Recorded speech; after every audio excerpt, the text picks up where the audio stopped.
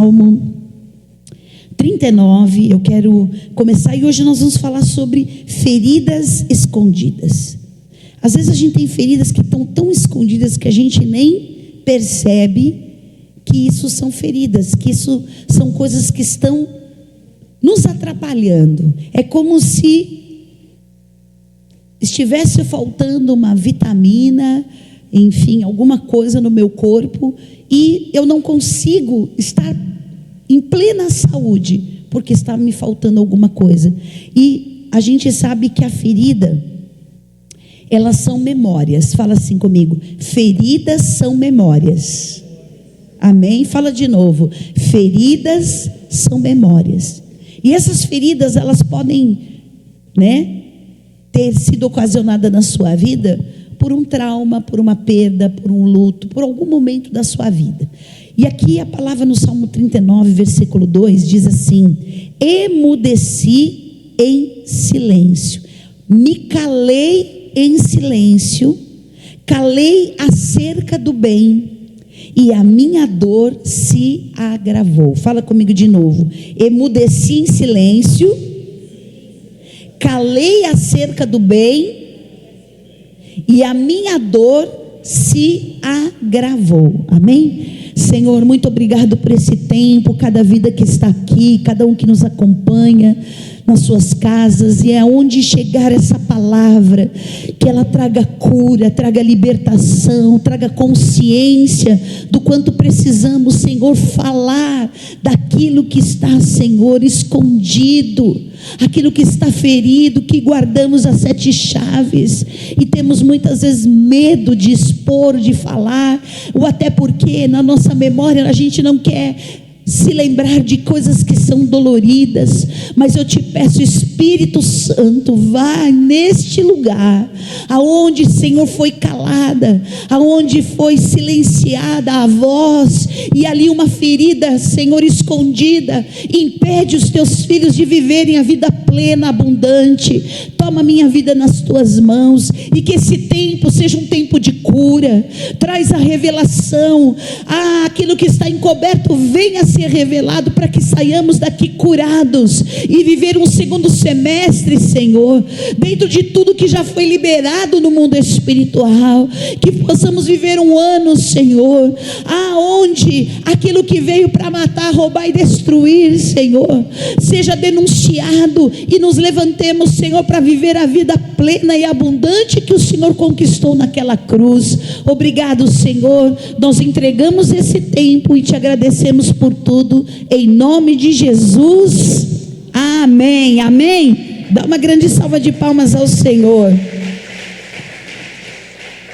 Queridos, todos nós temos marcas na nossa vida. Eu vou falar primeiro de marcas que são cicatrizes, marcas que podem ter sido um ferimento que você fez. Eu, quando tinha por volta de 7, 8 anos, eu fui pular um vaso lá, correndo em volta da minha casa, fui pular um vaso. Minha mãe tinha, que eles falam, aquela espada de São Jorge, que é o nome da planta, mas eu fui pular e ela tinha aqueles galinhos mais altos. Eu fui pular, só que eu não dei o salto que precisava dar.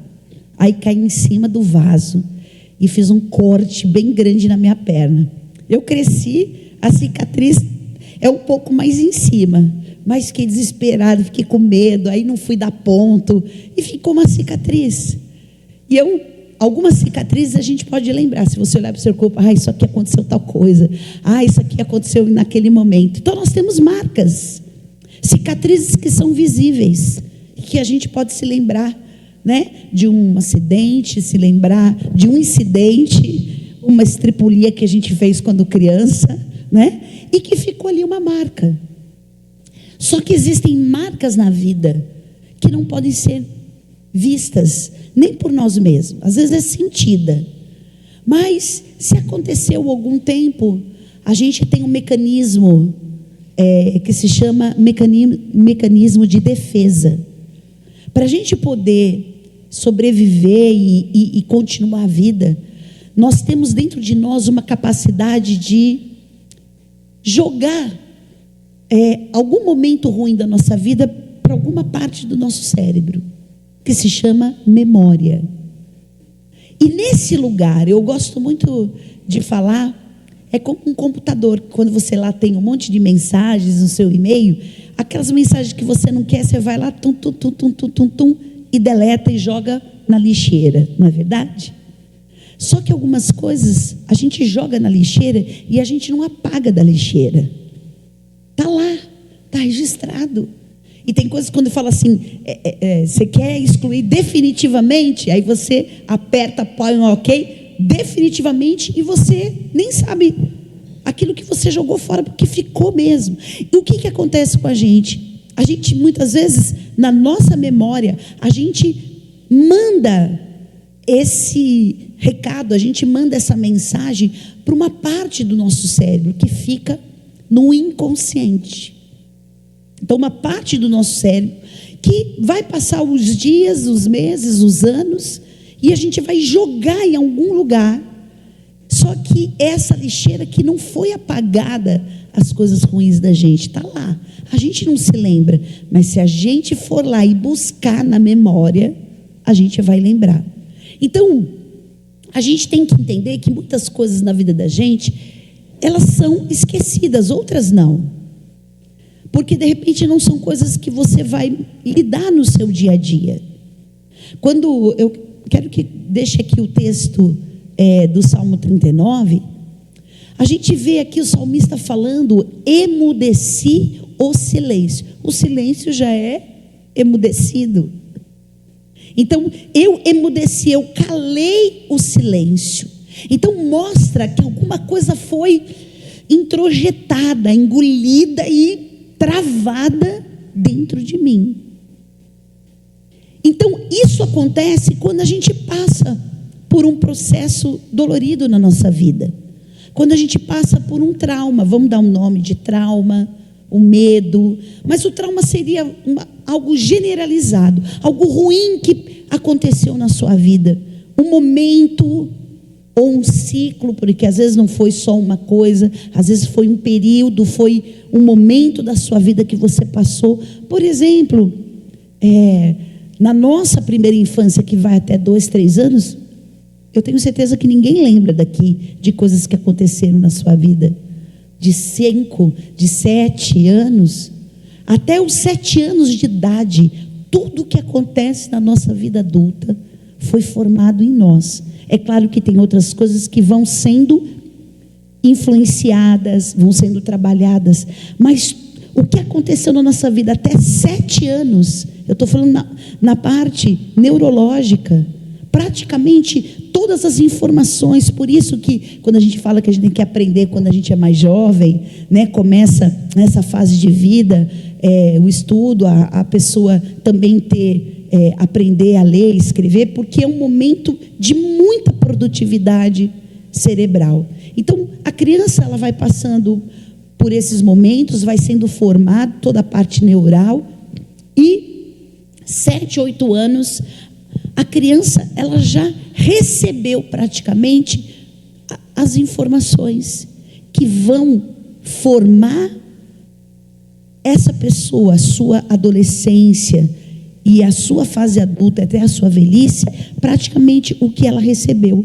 E é claro que algumas coisas vão sendo acrescentadas, trabalhadas, vividas.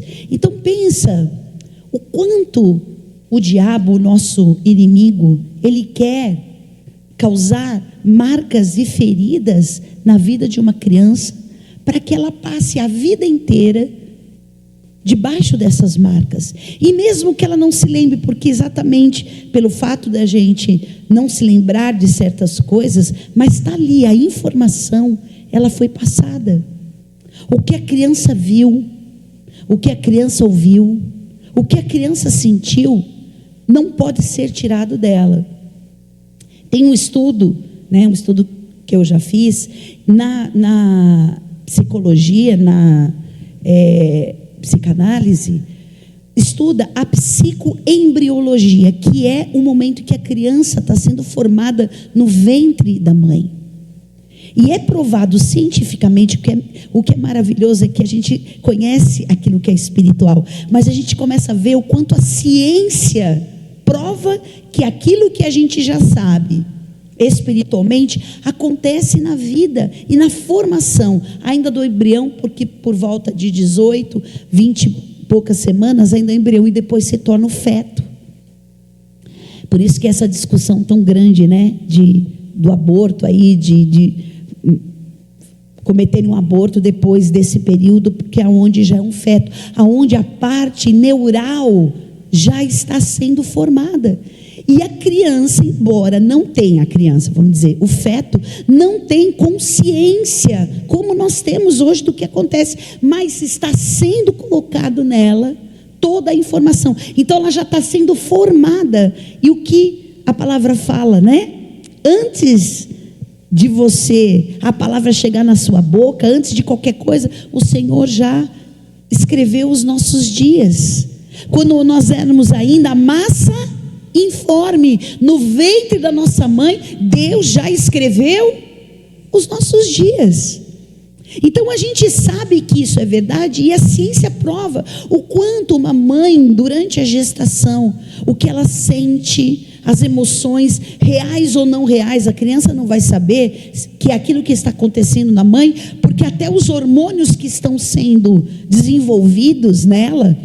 Então, por exemplo, se a mãe tem um susto, tem um trauma, tem qualquer coisa, a criança vai receber ali uma carga de adrenalina, né? E de outras coisas que vão ser ruins e vão causar um dano ainda à criança quando é um feto. Só para a gente poder entender como a gente guarda lembranças e está registrado aqui, né, na nossa cachola, e que a gente nem sabe que aconteceu. Quem conhece meu testemunho sabe que a origem da minha depressão, a origem de tudo o sofrimento que eu tive até chegar no início da minha fase adulta, foi por uma rejeição no ventre da minha mãe. E olha como aquilo que aconteceu no ventre da minha mãe danificou a minha forma de enxergar a vida, quando eu ainda nem existia para o mundo. Mas eu já era um ser que estava sendo criado no ventre da minha mãe, mas que Deus também escreveu os meus dias para que eu não fosse o resultado daquilo que ela sentiu, daquilo que ela viveu, daquilo que ela desejou, mas que eu fosse fruto daquilo que é o sonho de Deus. Então, dá para a gente imaginar que na nossa memória estão registradas milhões e milhões e milhões e milhões e milhares de momentos, de sentimentos. Como que a gente pode descrever tudo que a gente viu uma vida toda, tudo que a gente ouviu uma vida toda, e tudo que a gente sentiu uma vida toda, que pode oscilar, que pode mudar. É claro que a gente teve coisas boas na vida, é claro que a gente viveu momentos felizes na vida, é claro que a gente teve coisas boas na vida, mas essas coisas boas com certeza não geraram um trauma em você. Essas coisas boas não geraram em você o medo, a tristeza, a angústia, a ansiedade. Claro que essas coisas resultaram exatamente o oposto disso. Formaram a sua personalidade, através do seu caráter, do seu temperamento, das coisas boas que você viveu, fez você ser uma pessoa, de repente, com determinadas características. Uma pessoa que supera, de superação, uma pessoa que tem a força de se levantar na hora que cai, porque as coisas boas, você pode olhar para as coisas boas da sua vida, mas quantas coisas que foram ruins e desagradáveis, horrorosas, terríveis, que nos impediram de ter determinado comportamento, de ter determinada reação, que fizeram muitas vezes a gente se tornar um adolescente, vamos dizer, a partir da adolescência e na fase adulta, uma pessoa insegura, uma pessoa medrosa, uma pessoa com, vamos dizer assim, com tiques, com transtornos, que são doenças que vão acometendo essa pessoa por causa dos traumas que ela viveu.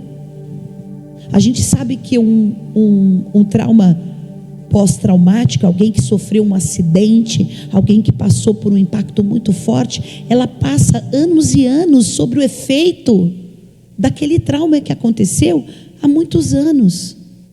Então ela, quando se depara numa situação parecida, ela entra em pânico. Então aí a gente conhece como síndrome de pânico, que também é o transtorno de pânico, que a pessoa não consegue, ela trava e ela não consegue dar o próximo passo, ela entra em desespero, ela começa a ter reações físicas, porque o cérebro vai produzindo adrenalina, né? E também o cortisol, que é um hormônio ruim.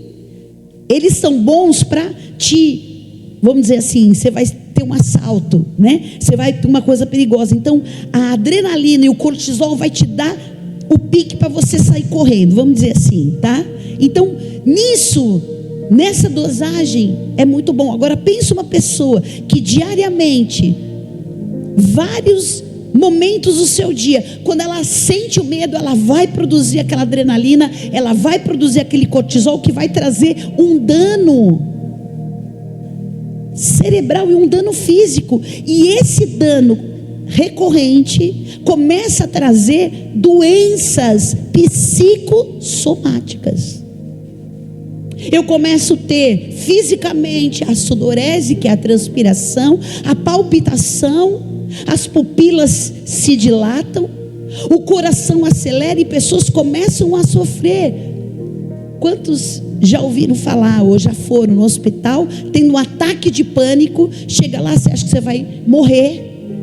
Isso nunca aconteceu comigo, mas eu atendo e eu tive pessoas na família que tiveram ataques de pânico e tinham a sensação que iam morrer, tinham a sensação que ia ter um ataque cardíaco, e chegam no hospital, todos os, vamos dizer, sintomas são parecidíssimos, mas o médico vai lá, faz os exames clínicos, faz os exames laboratoriais também, porque lá na hora vai ver, e quando vai ver fala: você não tem nada.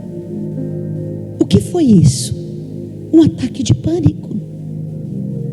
O medo que até você começar a sentir os sintomas e achar que vou morrer, e já começar a entrar em pânico, em desespero, porque algo fez você se lembrar, algo que você viu, ou você entrou numa situação que você tem medo, que faz você lembrar aquele momento terrível que você viveu.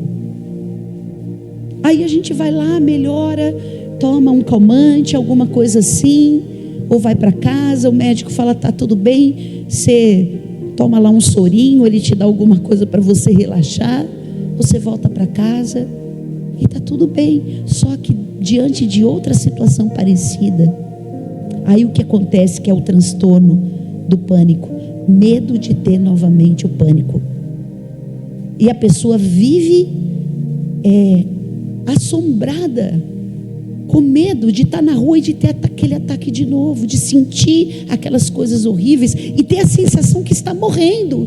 Não é piração da cabeça da pessoa.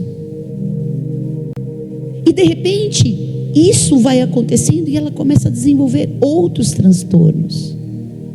Ela começa, eu dei um exemplo aqui, tá? Talvez mais conhecido para nós, mas existem outros transtornos que acontecem, como aconteceu comigo, que foi o transtorno da depressão, por causa de uma rejeição. Eu não me sentia amada, eu não me sentia pertencente, parecia que tinha algum motivo que não me deixava ser feliz, mesmo tendo a Deus, mesmo conhecendo, e sempre o meu sentimento era de que o Senhor me levasse, porque você tem um sofrimento. Vocês sabem que 90% dos casos de pessoas que se matam, 99,9%, são pessoas que tiveram um transtorno de depressão, que podiam ser tratadas, ou são tratadas, mas elas não chegam na cura, e aí elas não querem morrer, elas querem parar o sofrimento que elas estão sentindo.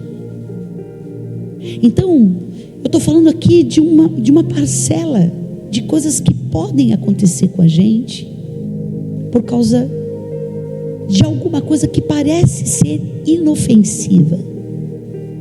Quando você escuta de uma pessoa, de uma autoridade, de um pai, de uma mãe, uma palavra, e aquilo gera um trauma em você, e você é atormentado por essas palavras, de violências que foi sofrido. E agora imagine quando a gente entra nos casos mais sérios, que são os casos mesmo de violência doméstica, de abusos.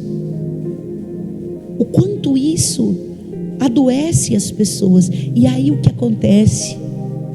Elas não tratam. Elas conhecem a Deus, como eu conheci a palavra, fui batizada nas águas, fui batizada com o Espírito Santo, tinha ministério, amava Deus, servia a Deus e tinha um desejo de não sentir aquelas coisas. Mas eu sentia, estava lá, estava numa parte da minha cabeça, e essa parte da minha cabeça estava doente. Eu não tinha, vamos dizer assim, aberto essa caixa preta que a gente costuma dizer, essa memória, porque às vezes a gente nem sabe que tem a caixa preta, e nem sabe que dentro dessa caixa preta tem tantas coisas ruins, porque a gente começa a ouvir a palavra que quem está em Cristo é nova criatura, as coisas velhas se passaram e tudo se fez novo. E de fato isso acontece. De fato, o que passou, ficou para trás. Mas o que ficou para trás foi curado, foi tratado. Eu consegui falar sobre isso, consigo falar e não sentir mais dor. Uma vez uma pessoa perguntou: bispa, como é que eu tenho certeza que eu estou curado? E eu falei: boa pergunta. Deixa eu pensar aqui. Olha, eu acho que a gente sabe quando está curado, quando a gente se sente melhor. E quando a gente lembra, não dói mais. Não dói. Você pode lembrar de coisas horríveis que aconteceram na sua vida, e com certeza Deus já curou. Deus já fez você superar.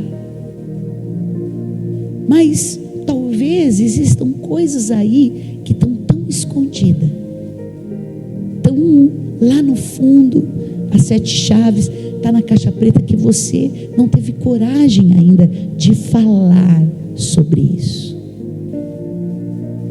Eu não consegui falar para alguém que eu tenho medo. Talvez você tenha, a gente chama de fobia. Fobia é quando não é um medo normal, é um medo que foge do normal. Então, por exemplo, tem gente que tem fobia. Eu tenho medo de rato, não tenho fobia, mas saio correndo se tiver rato. Mas tem gente que tem fobia de aranha, fobia de um bicho, de um animal. Tem gente que tem fobia de entrar num lugar escuro. Tem gente que tem fobia, né, claustrofobia, e tem outras fobias, por isso que o nome é fobia. Porque na mitologia grega, Phobos, né, ele era filho de 2 guerreiros que, quando o pai ia guerrear, ele ia lá e ele dava uma flecha envenenada. Então ele lançava aquela seta envenenada para o inimigo morrer contaminado. Então, porque Phobos então fazia com que a pessoa morresse, né? Na mitologia grega, essa coisa, por isso que o nome fobia, né, nasceu dessa origem da mitologia, que Phobos, então ele causava medo. Então, quando esse Phobos ia lá e lançava a seta, todo mundo tinha medo de morrer, porque ele lançava um veneno e a pessoa era destruída. É claro que não tem a ver com a gente aqui, mas só para a gente entender. Então, quando é um medo que tira você da sua normalidade, então o medo que impede de você estar num lugar, ir para um lugar. Tem gente que tem fobia social, não consegue ficar no meio de muitas pessoas. Isso acontece até com pessoas que estão na igreja. Às vezes escolhe até um culto que tem poucas pessoas, ou não vêm, não conseguem, porque tem fobia social. Aí vai envolver muitas coisas, que a gente não vai entrar aqui nos detalhes dos detalhes. Mas eu estou trazendo alguns exemplos para vocês, que eu tenho que entender que essa fobia, ela tem uma origem. Não é que eu nasci com medo. Não, eu não nasci com medo. Deus não me criou. Deus não me deu um espírito de covardia. Mas, bispa, eu amo a Deus, eu creio em Deus, eu já orei, eu não consigo perder esse medo.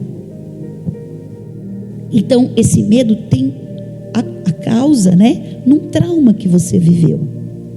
E tem pessoas que vão passar a vida talvez com medo, com nojo disso, mas se isso não está atrapalhando a sua vida, se isso você consegue administrar na boa, ok, mas a partir do momento que passa a ser um transtorno, que passa a ser algo que é doentio, quando você começa a se privar de coisas, se privar de estar em lugares por conta disso, porque qual é a grande bênção que Deus nos deu? Falar, foi para a liberdade que Cristo nos libertou.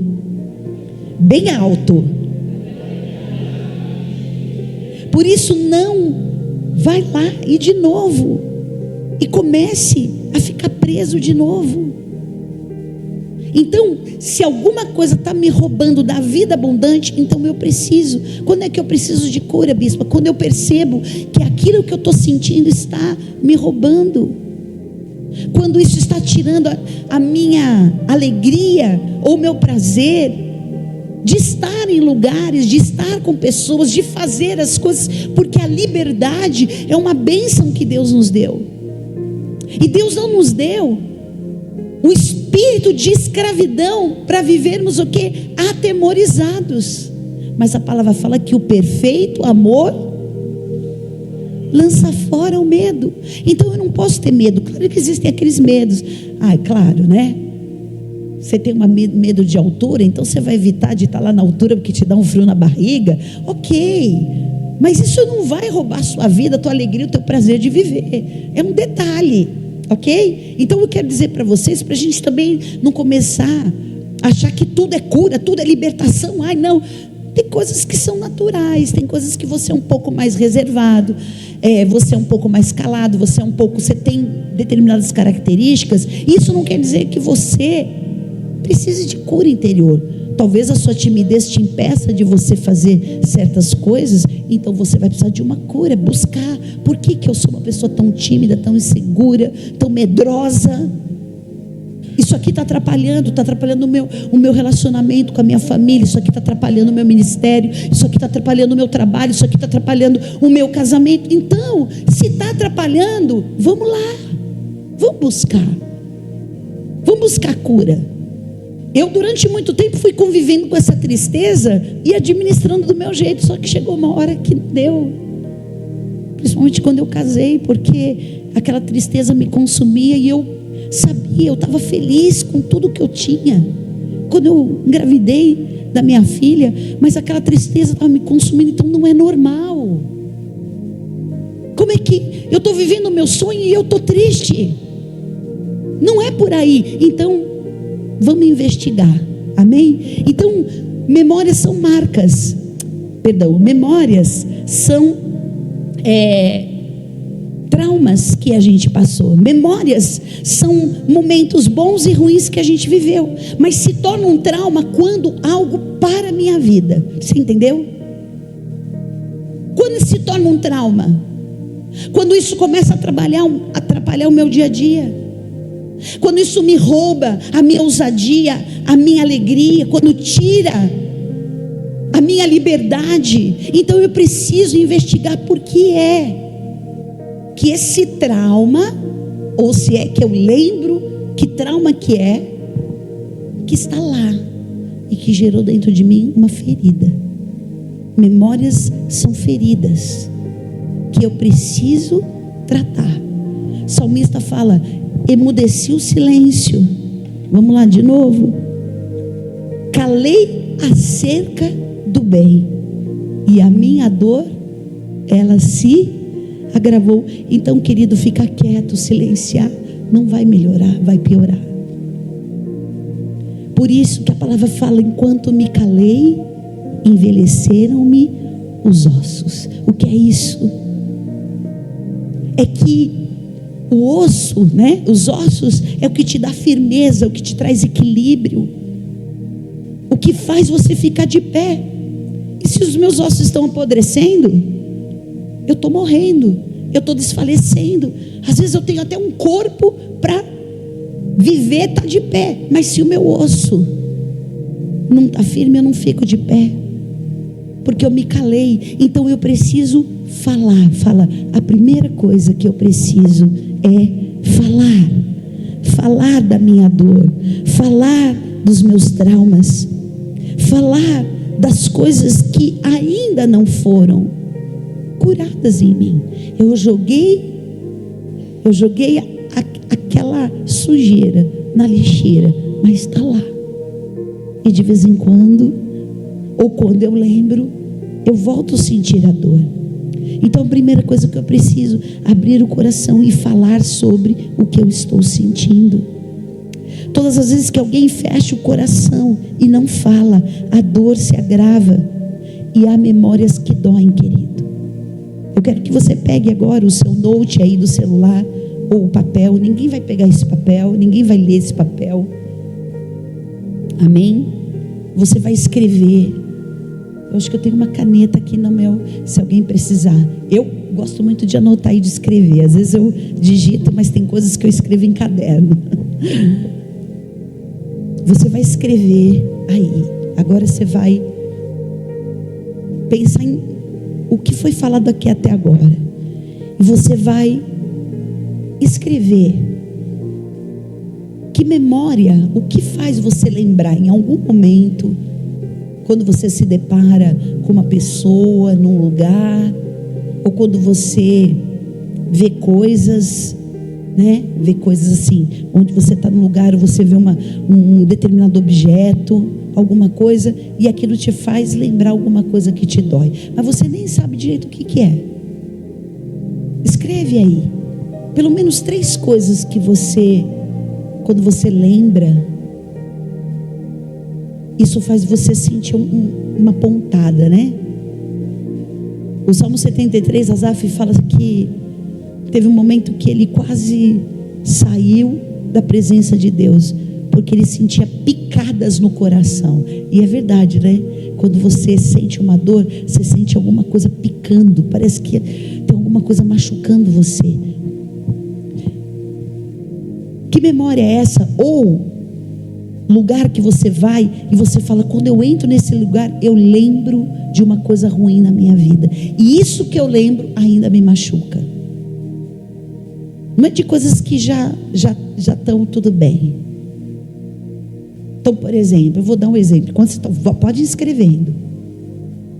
Quando eu encontrava o meu pai, depois da separação deles, eu tinha 16 anos, perdoei meu pai depois de 1 ano. Todas as vezes que eu encontrava o meu pai, eu lembrava das coisas ruins que a gente vivia quando ele estava na nossa casa. Eu amava o meu pai, eu tinha pena dele no sentido de misericórdia mesmo. Mas todas as vezes que eu estava perto dele, ele me fazia lembrar de coisas ruins que ele falava e falou durante a vida, e de coisas que ele fez para nossa família, para minha mãe. E todas as vezes que eu tinha que encontrar com meu pai, eu brinco, eu falo, era um parto, eu falo, meu Deus do céu, eu tenho que me preparar, porque eu saía depois do encontro com ele triste, machucada.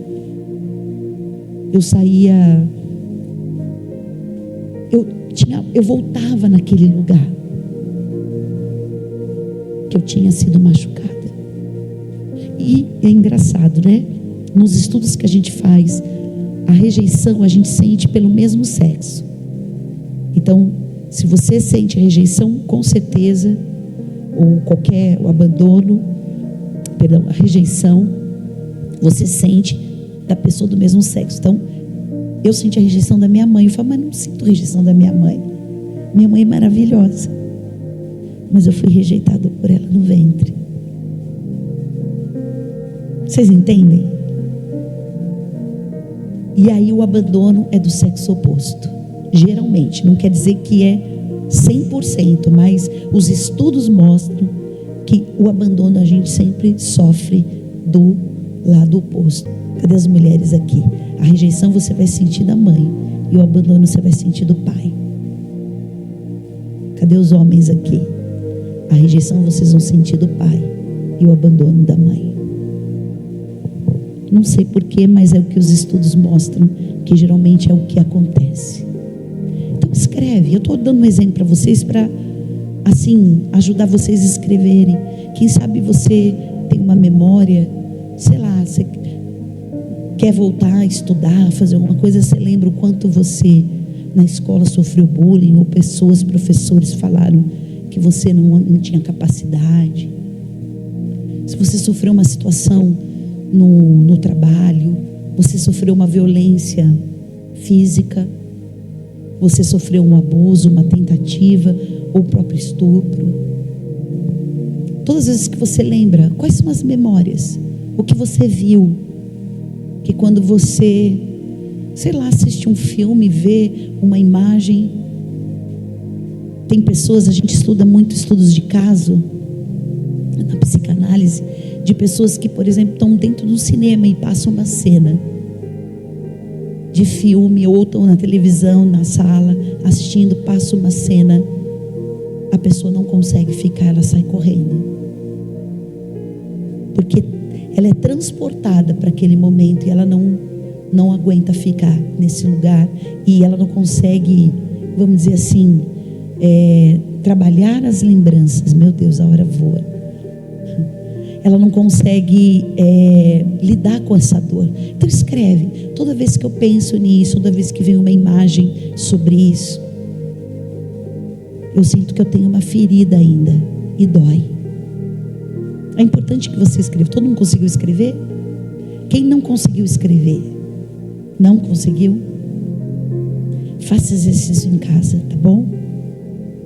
Às vezes é difícil a gente lembrar de alguma coisa, porque a gente apaga da memória, a gente não quer lembrar, mas o Espírito Santo vai te mostrar. Amém? E se também não tiver nada, glória a Deus, não tem nada. Às vezes a gente não quer também ficar achando coisa onde não tem, né? Às vezes a gente tem só dificuldade de se transportar para esse lugar. Você vai ler agora o que você escreveu e você vai falar mentalmente o que você escreveu. Todas as vezes que eu vejo meu pai, eu lembro dos dias difíceis, das brigas. Eu estou falando de mim aqui, como se estivesse lendo. Fala, você precisa falar aqui, ó. Fala no seu pensamento. A gente vai falar depois por Espírito Santo. Fala agora para que ninguém escute, mas fala. Todas as vezes que eu vejo tal coisa, eu vejo tal objeto, eu me deparo com essa situação, isso me faz lembrar.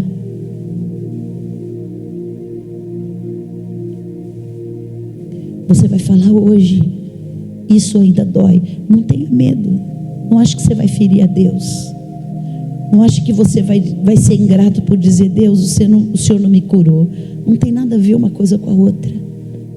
Às vezes eu tinha medo de ferir a santidade de Deus, de achar que eu estava sentindo uma coisa, eu era ingrata por não me alegrar com a vida feliz que Deus me dava. E isso não tem nada a ver. A gente se sente culpado de muitas coisas, e o Senhor quer tirar essa ferida da culpa. Você precisa se livrar. Você não pode mais silenciar isso. Amém? Agora a segunda coisa que você vai escrever aí: o que eu tenho mais medo que as pessoas descubram de mim. Algo que você vê em você, sente, acha de você, e você tem medo que as pessoas descubram essa fraqueza sua. Escreve, Dri. Escreve. Quem está aqui no som, escreve. Qual é o seu lado, vamos dizer, ruim, negro, que você, feio, que você não quer que as pessoas saibam, e que talvez você tenha vergonha até de falar para Deus que você é desse jeito que você se sente. Eu não quero que as pessoas descubram que eu sou uma pessoa egoísta, de que eu sou uma pessoa às vezes cruel, insensível. Pode falar, dá nome do que você acha mesmo que você é. ou de que falaram para você.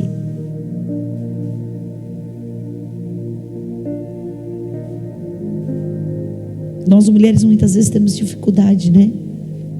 De nos apresentarmos sem maquiagem, não ficar arrumada, e das pessoas verem o lado feio da gente. Não sei, de repente uma parte do seu corpo que você acha feio e que você esconde, às vezes é uma característica da sua personalidade. Nossa, não quero que as pessoas saibam quando eu estou lá com a minha mulher, com o meu marido, com o meu filho, na minha casa, as coisas que eu falo, as coisas que eu faço. Escreve, é importante, é a sua verdade, ninguém vai saber. Você está falando para você, você está deixando de silenciar isso, e você está colocando para fora. Amém? Primeiro passo, eu preciso abrir o coração e falar o que eu estou sentindo. Então faça isso agora, para você ser curado e essas feridas não ficarem mais escondidas. Enquanto me calei, envelheceram os meus ossos. Então põe para fora, você está trazendo, e leia agora o que você escreveu e fala: essas coisas eu não gosto em mim, eu tenho medo que as pessoas me enxerguem dessa maneira, porque muitas vezes eu me vejo dessa maneira, e eu preciso hoje ser curado disso, eu preciso ser liberto. Eu não quero mais pensar nessas coisas horríveis que eu penso a meu respeito. Eu quero hoje que o Senhor cure a minha vida em nome de Jesus. Amém? E a segunda coisa que nós precisamos hoje é liberar aqueles que nos feriram, ou que nos ferem, continuam nos ferindo. Talvez essa ferida está aí escondida por coisas que aconteceram há um tempo atrás, há muito, há pouco tempo, mas tem coisas que você está guardando porque está machucado. Às vezes pessoas como pai, como mãe, como irmãos, como autoridade espirituais, como marido, como esposa, como filho, nos ferem. Como é que eu lido com isso? Eu sei que eu preciso amar e eu amo, mas ao mesmo tempo eu tenho raiva.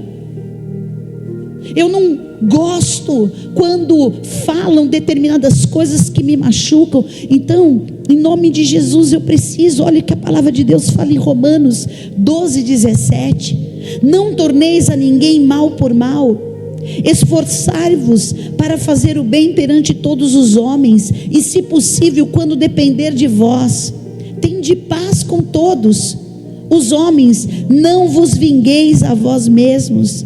Quem continua com ressentimentos piora. Enquanto eu não conheço, enquanto eu não falo e não faço o bem, a dor se agrava. Então eu preciso liberar perdão. Bispo, é difícil, é complicado, eu sei, queridos, mas se o amor de Deus está derramado em nós, é o amor de Jesus em nós que vai nos dar capacidade para perdoar. Lembre-se de uma coisa: perdoar não é esquecer o mal que a pessoa fez. Perdoar não é dizer para a pessoa: o que você fez comigo não foi tão ruim assim. Não, foi ruim, causou isso e isso e isso na minha vida, mas eu não vou deixar que essa amargura me consuma, porque enquanto eu me calo, enquanto eu não falo, enquanto eu não libero perdão, isso vai consumindo, e essa ferida, ao invés dela ser tratada e curada e restaurada, ela vai continuar ali aberta, e todas as vezes que eu me deparar com situações, vão continuar fazendo eu voltar naquele lugar de dor. Levante a sua mão e fala: eu preciso perdoar. E eu peço hoje ao Espírito Santo que me ajude a perdoar. E você vai escrever, queridos, as pessoas que te feriram, as pessoas que te ferem, e que você talvez já perdoou, mas não está 100% perdoado. Como assim, bispa? Às vezes a gente perdoa, a gente libera espiritualmente, mas toda vez que a gente encontra a pessoa ou fala com a pessoa, a gente sente ainda uma vontade de esganar. Então escreve aí: eu quero perdoar fulano, ciclano, beltrano, por isso que fez. E fala o motivo. O que essa pessoa te fez? Ela matou os seus sonhos? Ela roubou sua alegria? Ela te fez chorar? Ela causou um dano físico, emocional? Às vezes tem pessoas que causam um problema financeiro também para nós. Pessoas que usaram de má fé para roubar, para tirar algo de você. Alguém que você precisa perdoar dentro da sua casa, que mesmo você amando, é uma pessoa que te fere, é uma pessoa que fala coisas que te machucam, é pessoas, ou a pessoa que te julga, que te condena, que sempre tem um pé atrás com você, tem sempre uma palavra dura para te machucar. Talvez você já tenha perdoado essa pessoa muitas vezes, mas hoje você precisa perdoar mais uma vez, porque ela falou coisas para você que te machucam, te ferem. E enquanto você não liberar perdão, essa ferida vai ficar aberta, querida. Enquanto você emudecer o silêncio, a sua dor vai se agravar. Você está escrevendo dizendo: Senhor, eu preciso que o Senhor derrame no meu coração esse perdão, mas eu não vou deixar que o que ela fez comigo continue até os dias de hoje, me machucando e me ferindo. Eu quero encerrar esse ciclo na minha vida. Eu demorei 1 ano para perdoar meu pai, porque eu descobri o adultério dele, eu descobri os filhos fora do casamento, e aquilo me machucou demais. Eu tinha 16 anos. Foi muito duro, porque meu pai era o meu herói, era a pessoa que eu amava até mais do que minha mãe. Não que eu não amasse, eu amava minha mãe de paixão, mas eu tinha uma coisa com meu pai que era uma coisa, talvez até pela rejeição que eu senti dela, inconscientemente. E também ela teve depois a minha irmã, e ela tinha que cuidar mais da minha irmã, e eu acabei ficando mais grudada com meu pai. É difícil você perdoar aquela pessoa que manchou a imagem que você tinha dela, aquela pessoa que devia te proteger, aquela pessoa que devia dar o amor, dar o sustento, eu sempre falo para vocês do tripé: amor, cuidado e afeto. Ou faltou amor, ou faltou cuidado, ou faltou afeto, ou faltou as 3 coisas. Aquela pessoa, além de não ter dado isso, te machucou e fez coisas horríveis. Hoje você vai nessas feridas que estão aí, escondidas, e você vai dizer: Espírito Santo, entra nesse lugar. Entra nesse lugar que é tão dolorido para mim. Entra, porque eu estou abrindo a porta.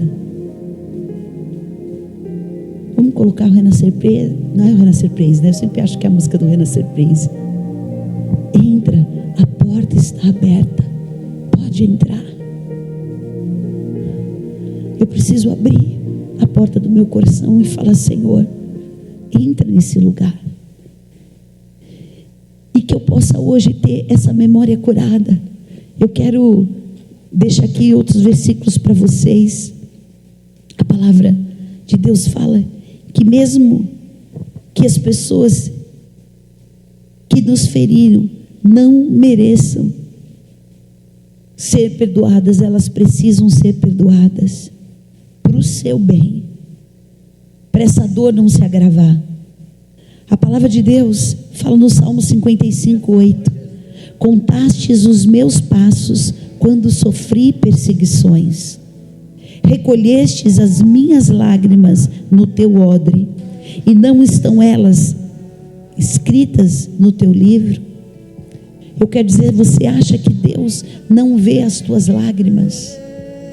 Você acha que Deus não vê aquilo que você viveu, sentiu, passou, ouviu, viu? Deus hoje quer enxugar as tuas lágrimas. E exatamente nesse lugar onde você foi machucado, ferido, e essa ferida não cicatriza, o Senhor tem hoje essa libertação para você em nome de Jesus. Amém? Leia agora e você vai falar na sua mente: eu perdoo essa pessoa que me fez isso. Eu perdoo aquela pessoa que falou, que me causou mal, que causou mal a alguém que eu amo. Às vezes não é diretamente com a gente, mas machuca alguém que a gente ama e que, se a gente pode ou consegue proteger, a gente não gostaria que essa pessoa passasse por isso.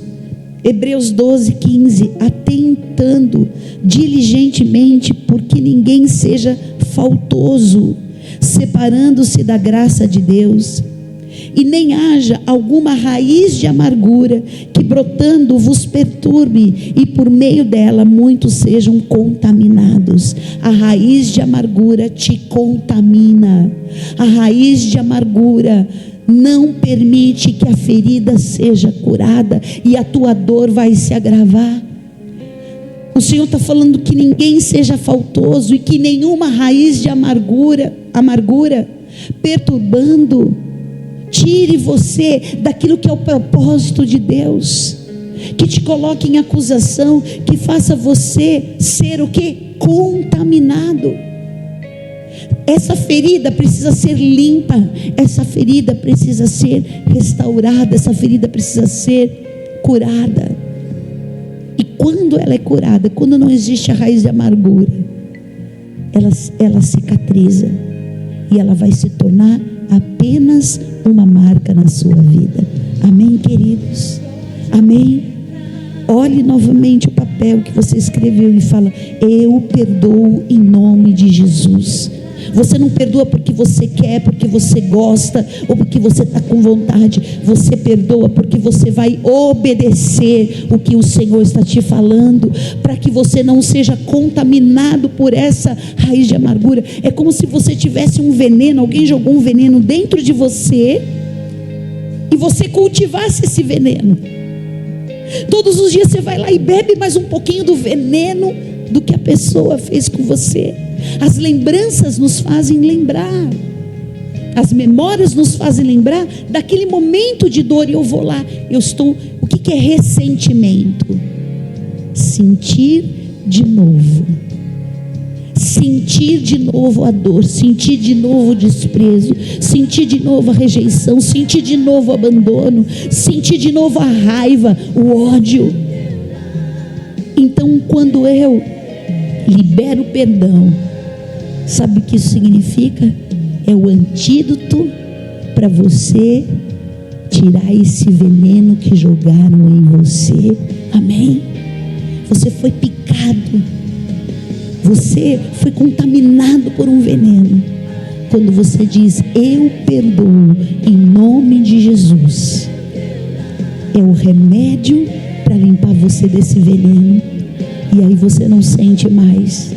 Você vai lembrar, você não vai esquecer, mas isso não vai te doer mais, porque essa ferida não está mais escondida, essa ferida está curada, em nome de Jesus. Fica de pé.